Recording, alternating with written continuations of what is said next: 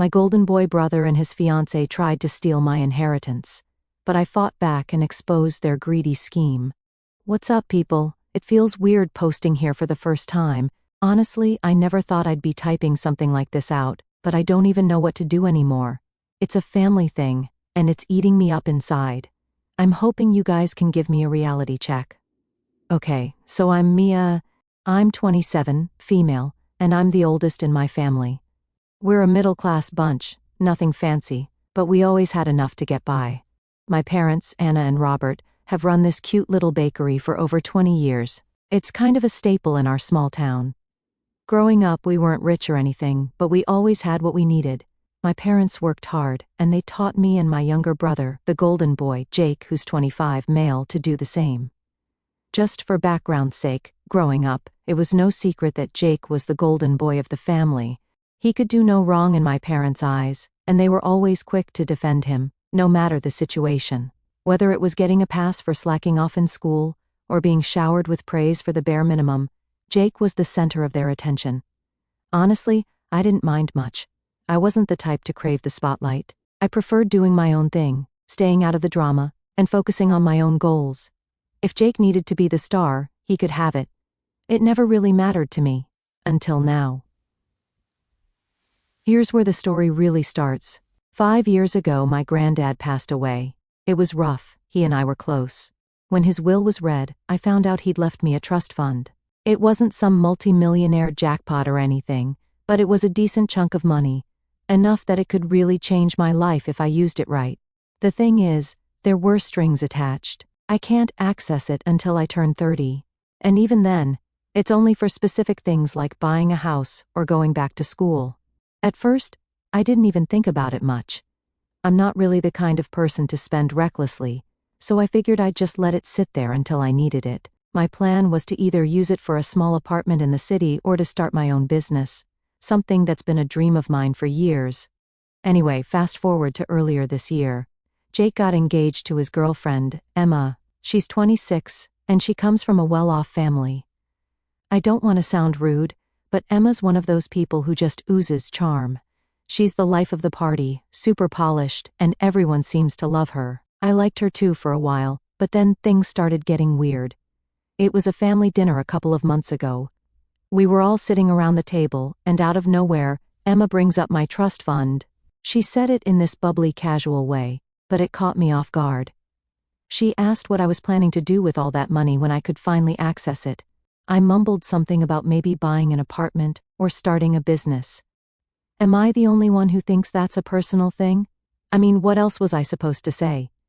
Emma gave me this big smile and said, "Wow, that's so lucky. You know, Jake and I could really use some help with the wedding or maybe even a down payment on a house." Jake chuckled awkwardly, like he wasn't sure if she was serious. I laughed too, thinking it was a joke, but then she just kept staring at me, like she was waiting for me to agree.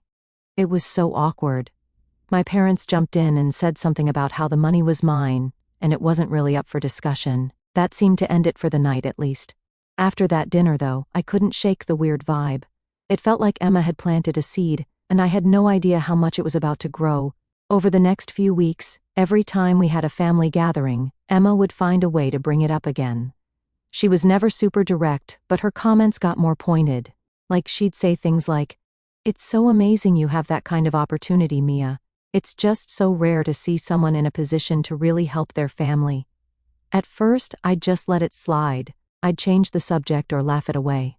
But she wouldn't stop. It wasn't just Emma, either. Jake at first didn't say anything about it, but then he started making comments too. They were subtle, but I could tell he was on her side. He'd say stuff like, "I mean, it's not like you're using the money right now. I get why Emma's bringing it up." I tried talking to my parents about it, hoping they'd step in and set some boundaries, but their reaction surprised me. Instead of shutting it down, my mom said something like, "You know, Emma just wants to feel like part of the family. She's not trying to be pushy." Who said she's pushy? I hadn't even used that word yet, but yeah, that's exactly what it felt like. At this point, I started feeling cornered. I didn't want to cause drama, but I also wasn't about to hand over money that wasn't even accessible yet. Plus, I had my own plans for it. Still, I figured if I stayed calm and stuck to my guns, this would blow over. Suddenly, Emma decided to bluntly tell me her thoughts, in case I didn't understand them. She pulled me aside at another family dinner. This time, she wasn't even trying to be subtle. She said, "Mia, I really think you should reconsider what you're doing with that money. Helping Jake and me would be such a meaningful way to show your support for the family. Don't you think it's kind of selfish to hold on to it when you're not even using it?" I was shocked by her boldness. I don't think anyone's ever called me selfish before, especially not to my face. I told her, as calmly as I could, that the money wasn't even available yet, and that I had my own plans for it when the time came. She just stared at me like I'd slapped her. Then she said, "I guess I misunderstood what kind of person you are." Jake called me the next day to apologize, but it didn't feel genuine. He said something about Emma being stressed with the wedding and how she didn't mean to come across so strong, but then he added, "She's not wrong though. You are in a position to help, and it wouldn't hurt to think about it." At this point, I was starting to feel like I was the crazy one. Was I being selfish? Was I blowing this out of proportion? I decided to talk to some close friends about it, and they assured me I wasn't in the wrong, but that didn't make it any easier to deal with. This whole thing was starting to weigh on me. It wasn't just the comments or the awkward conversations. It was the feeling that my family wasn't on my side. My parents, who I'd always thought would back me no matter what, seemed more interested in keeping the peace than standing up for me. I started to realize that this wasn't going away anytime soon. Emma wasn't the kind of person to take no for an answer, and Jake was clearly on board with whatever she wanted. My parents, they were stuck in the middle, trying to smooth things over without actually addressing the problem. I actually have no idea how far this would go, but one thing was clear: I'm not backing down. Am I overreacting? Tell me what you guys think. Update 1. Hola, amigos. I didn't think I'd be back so soon, but things have gotten worse. Like, a lot worse.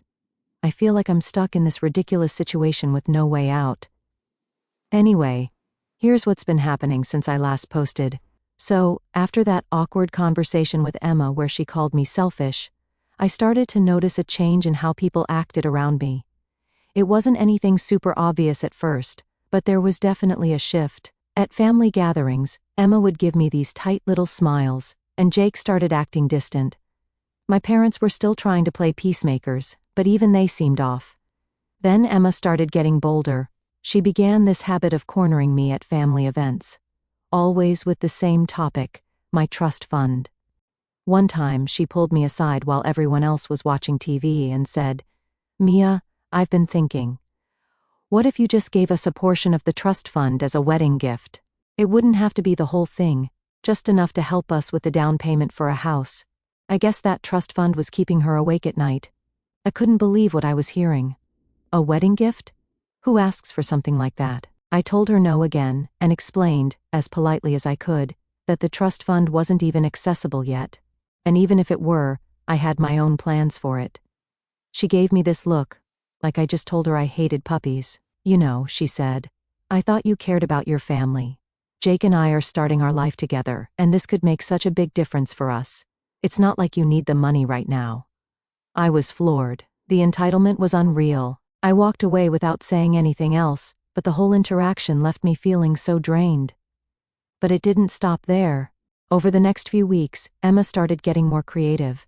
She began framing the whole thing as a way to bring the family closer together. At one point, she even suggested that my giving them the money would be an investment in the family's future.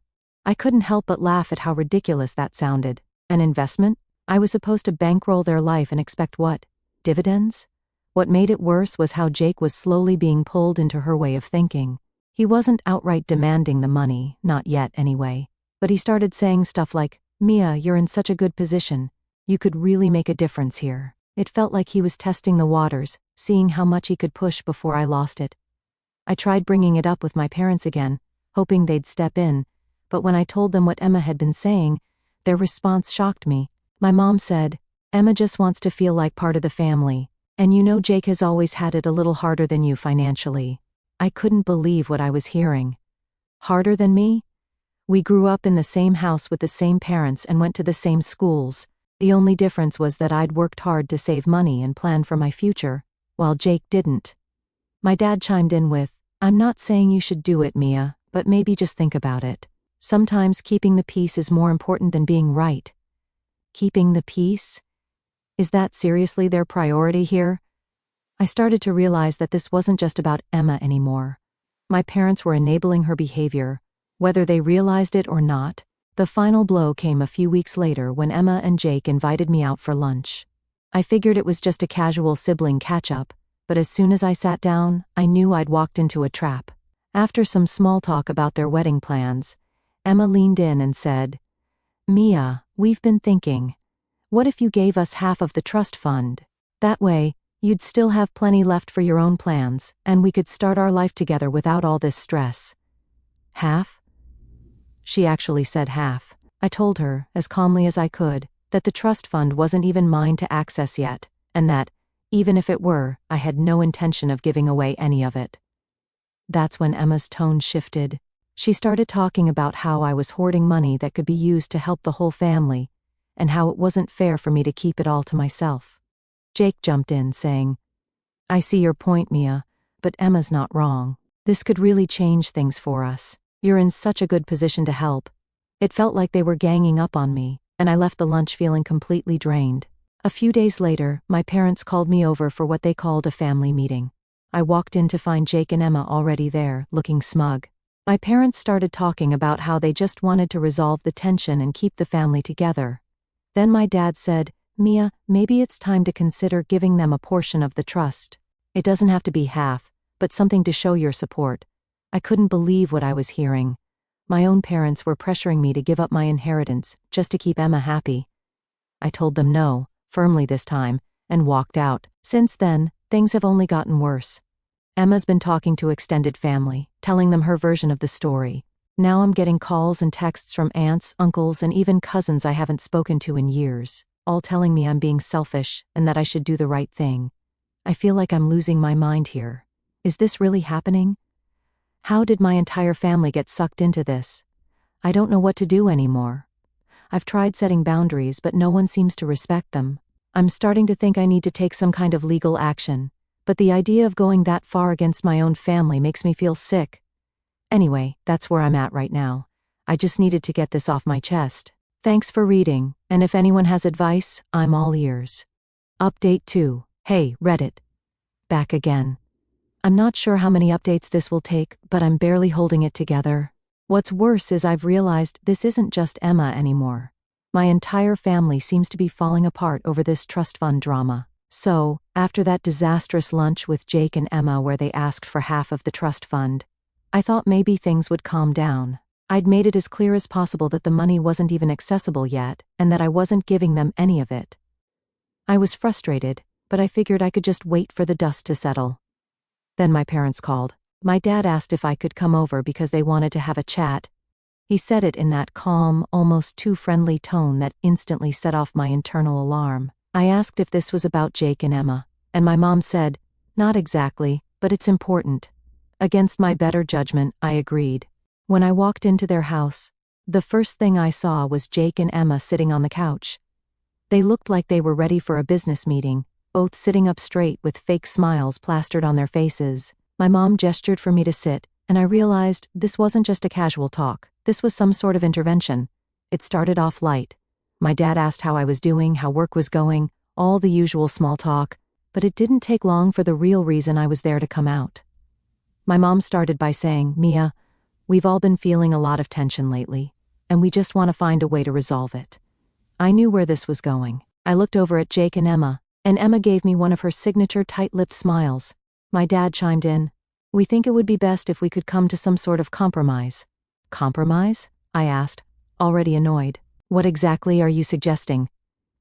Jake leaned forward, looking as uncomfortable as I've ever seen him. "Mia, we know you've got your own plans for the trust fund, and we respect that. But Emma and I are in a really tough spot right now. We're trying to plan our wedding and figure out our future, and honestly, even a little bit of help from you would make such a big difference." Emma nodded along, jumping in before I could respond. "Exactly. It doesn't have to be half. Just something to show that you support us. It's not just about the money, it's about family." That word family was starting to feel like a weapon they were using against me. I took a deep breath and tried to keep my voice steady.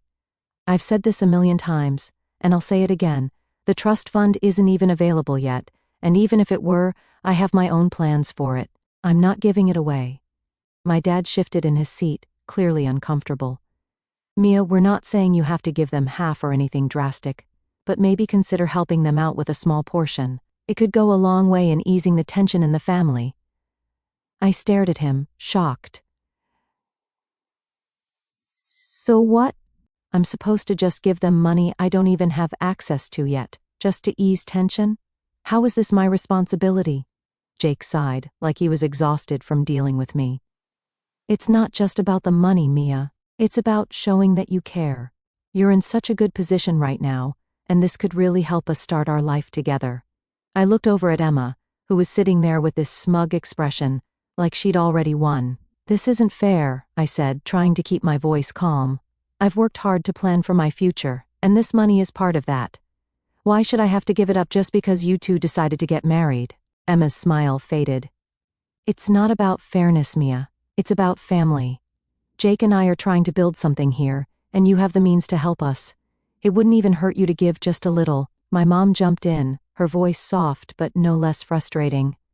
Mia, I think what Emma is trying to say is that this could be a way to bring the family closer together. Sometimes it's better to compromise than to hold on so tightly to something.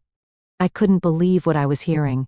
My own parents, who had always been so supportive of me, were now siding with Emma. I'm not holding on to it tightly, I said, my frustration finally breaking through. I'm following the rules of the trust fund, and I have my own goals for it.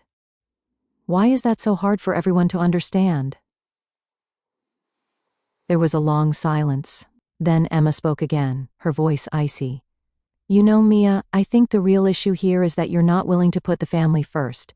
Jake and I have always supported you, and now that we need help, you're shutting us out. It's really disappointing. I stood up, unable to take it anymore. I'm not shutting anyone out. I'm just not giving you what you want. And that doesn't make me selfish or a bad sister. It's my money, my decision, and I'm done having this conversation. My dad tried to stop me as I headed for the door. Mia, wait. Don't leave like this. We just want to find a solution that works for everyone. I turned back to look at them.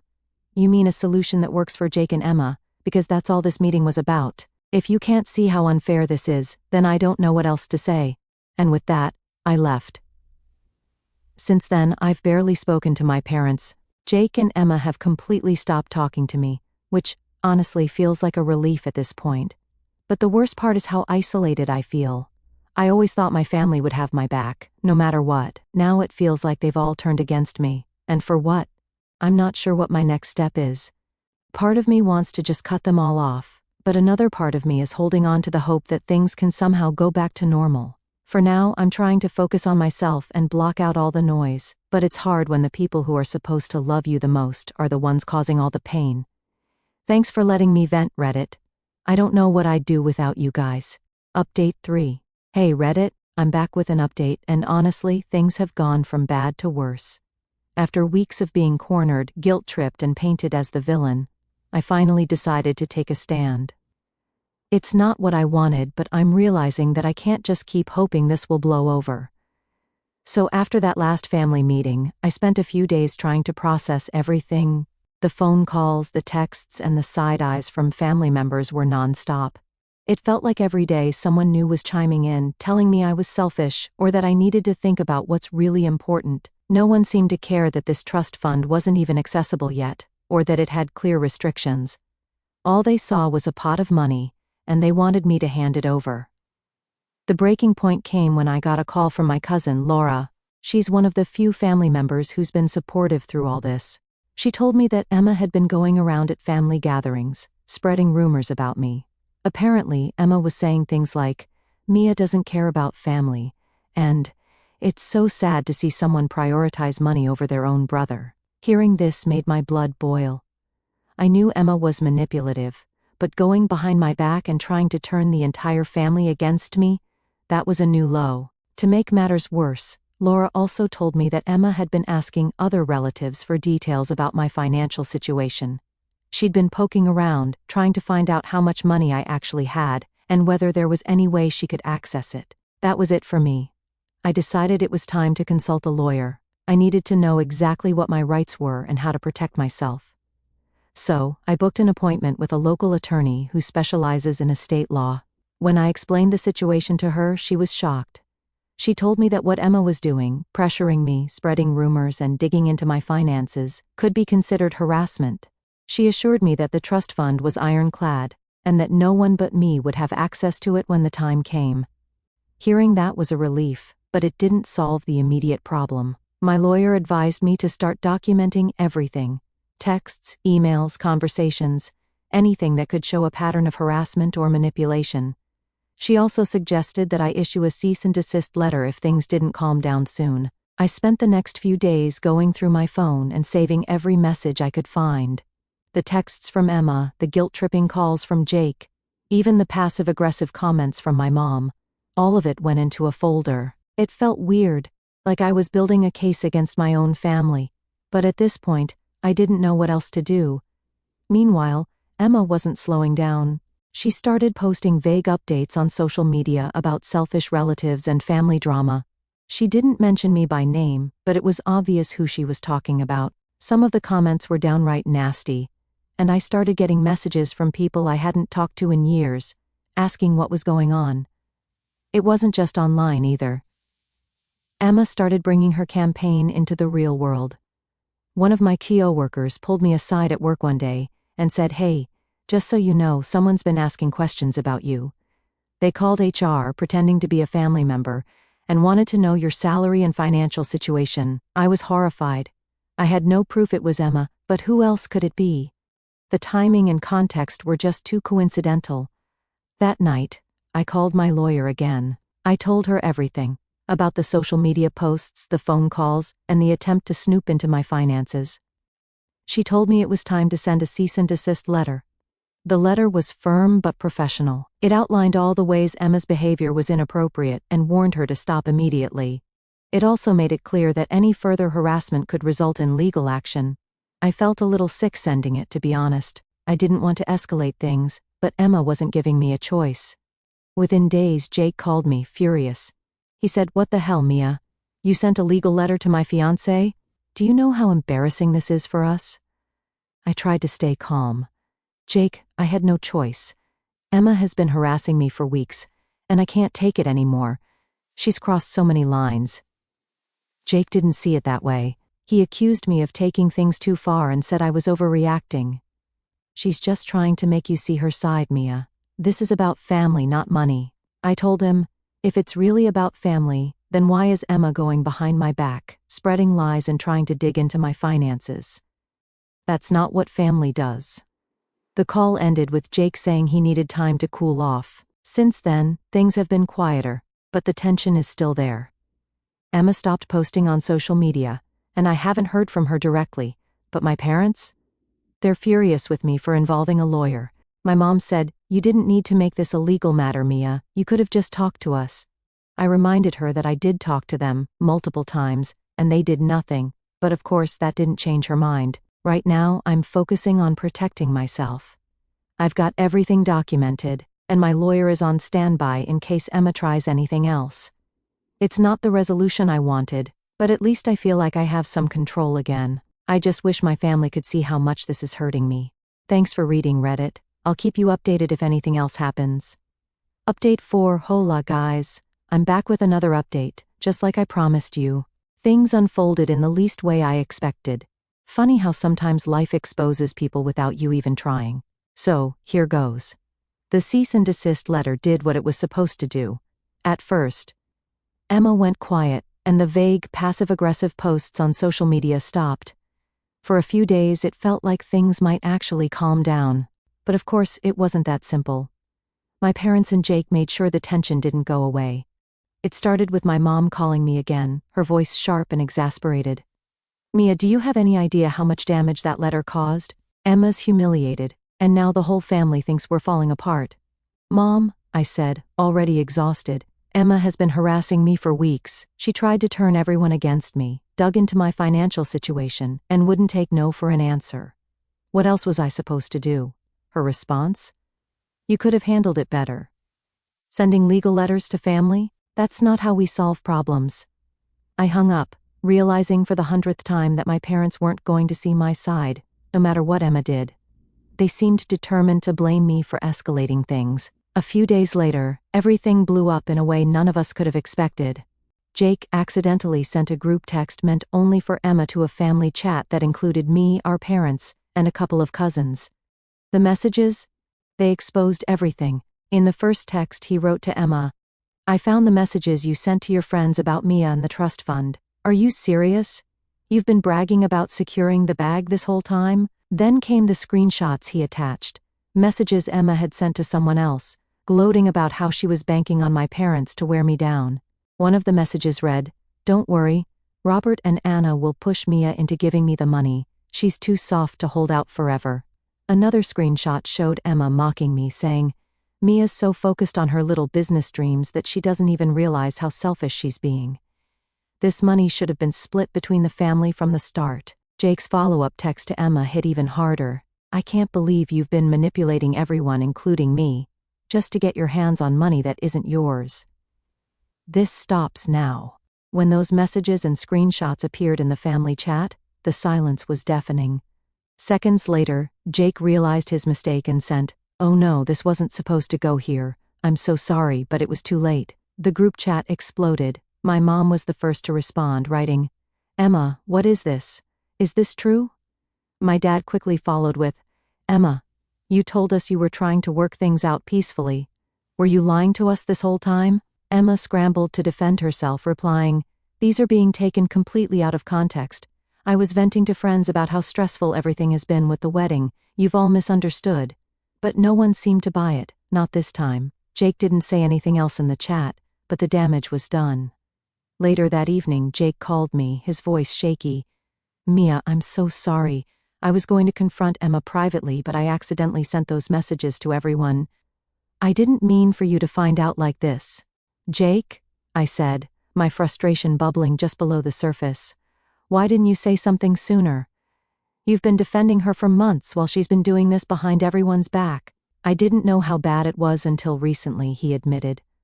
"I found those messages on her phone by accident, and I couldn't believe it. I was trying to figure out how to confront her without blowing everything up.